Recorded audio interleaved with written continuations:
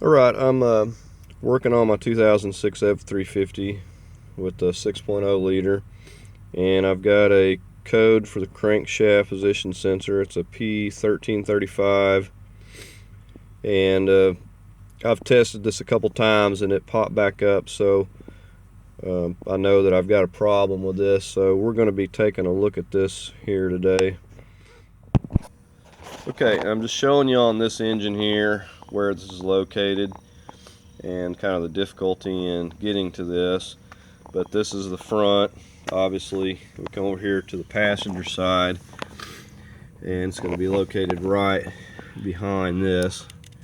You can see I've got it labeled right there with a 20. We have to take that 8mm there and pop that out of there to replace the crank sensor. So the next problem is figuring out how we're going to get in here to do this, because like I said, we've got the compressor and everything in the way, and so we're going to have to figure out how we can get in there and get to that without having to remove a lot of stuff. But this gives you an idea. So in other words, if you come under your truck, you find the crank and just come over to the left, there'll be a stud with a wire harness on it. Just right directly behind that is going to be your crank sensor. Okay, so we're under the truck here. To the left of the crank, there's a 15mm. You see that's shiny right there. It's holding that wire bracket. We're going to go ahead and remove that, and then we'll remove the 15 that's holding the bolt below that, and it's got a ground wire on it as well.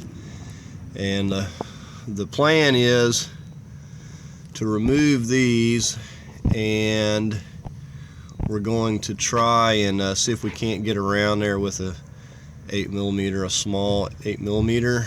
And like I said, I showed you about where it was located, so basically it's right behind that stud, but we can't just get to it because we have that in the way, so we can't come around this side. And then we have these wires kind of in our way from here, so basically we have to move some wires around to be able to get back in there. So that's what we're going to do first. Okay, so with that, we can pull that back and get a little bit of room to try to work around in here. And I'm going to go ahead and remove that stud. It's a 15. I'm going to slip this ground wire off of there as well. Let's see if that'll give me a little more room. So I just took that stud out. Now I can kind of move these both around, and see that's the ground. I can pull that out of my way. And now if you look right, let's see if I can get position on it here, right there, that is our 8mm right there that we're going to remove. So now I can see it, so I should be able to get in there and get it loose. It's not just terribly tight. You can see that lighter colored bolt right there. It's an 8mm. I have to remove that, and I have to also disconnect the clip there as well. So I'm going to go ahead and try to get my hand up in there and see what I can do. These transmission lines and stuff, I can get them, but it'd be more difficult, and I'd also have to remove this bracket right here as well. So I'm hoping that I don't have to do that. That would give me a little more room if I get these loose, but it's going to be more difficult to get up there and get to that 10 that's holding these on. So we'll see. Okay, this is what I'm using, an 8mm, and this is my smallest little ratchet. This is the only thing I found to get in there with. Now, it was rather tight.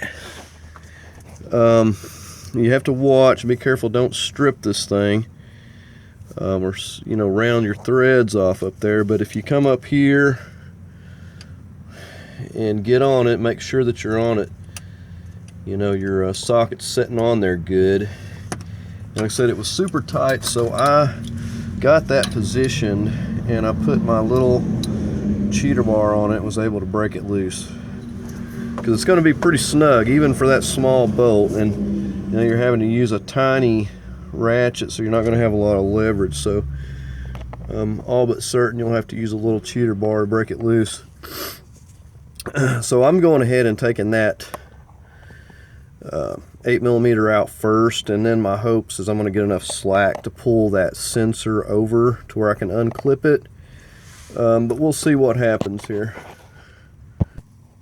Okay, so I did discover a little bit easier way of doing this is using a swivel socket and some extensions and getting back here behind this and coming in through there, and that seemed to work out a lot better. Okay, for removing that wire clip, what I found to work was a screwdriver. Just pushed it down and pushed that back. And it's really difficult for me to show you this. You can't really see in here. But I just kind of pushed it down with a screwdriver because I couldn't get my hand in there hardly. So I just pushed it back a little bit where it's just kind of out of the way, and hopefully I'll be able to get to it to reconnect the new one here. So I'm just going to work on wiggling that sensor out at this point. Okay, so I'll show you what happened here, and I kind of panicked. This has been the case with this engine. When I was removing the glow plugs, like almost every one of those things were just stuck in there, had to be chiseled out. And I was hoping it wasn't the case with this, but it broke trying to get it out. It would not pull out of there, and so I've broke the top off of this thing. And if you can see right there, that's what I'm left with, is that little piece. So now I get to figure out exactly how I'm going to get that out of there, short of removing some motor mounts and lifting this engine up here. This is going to be pretty fun. So I'll follow up here. Okay, so after much fighting with this, I finally was able to dig this out of the block. And I have read where this has happened to other people. Unfortunately, on this truck, it's in a very, very hard to get to place as is, let alone anything going wrong. But in case you're wondering what this thing is made of, this is the parts, and that was in there like that. And it had the O-ring up there, and then this part and the other little pieces I have dug out, and none of them went in the block because this was the last piece that I dug out of there. And I was very, very surprised that I was able to get that out. I really didn't have much hopes, and all I did was got in there with my pick and kind of like just dug it out, and finally got lucky, and I got enough of it dug out to where I could get my needle nose, which wasn't very easy in itself, even getting the needle nose in there. So got that out of there. I'm sure somebody else has run into this, so if you do, definitely hang in there. I took a few things loose, but not much. Like I said, just the wire harness, and I'll show you here.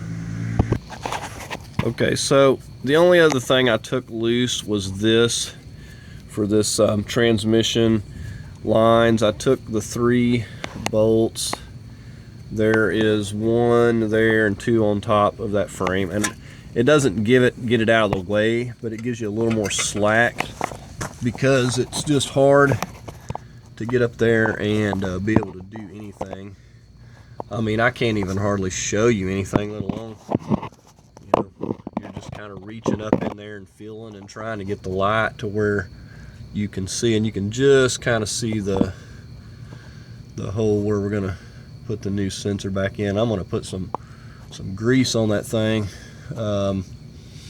Did not see that coming, but like I said, I know with all the glow plugs, they were stuck and I had to dig them out on this engine, so I really wish I would have checked that beforehand. But I'm gonna go ahead and get my other sensor in here and see about getting it tightened back down. Okay, so here's this sensor when it's not broken all to pieces. These aren't very cheap. I was just looking on eBay and it looked like they were running around $40 or so for these. This is off my other engine. Very seriously doubt that both of these, are going to be bad. If I'm still getting that code, then I'm probably going to have another issue, but I'm hoping this is going to fix it. So I'm going to go ahead and reach up into here where I can't show you, and it's going to go, with that up to the top, right back up in there.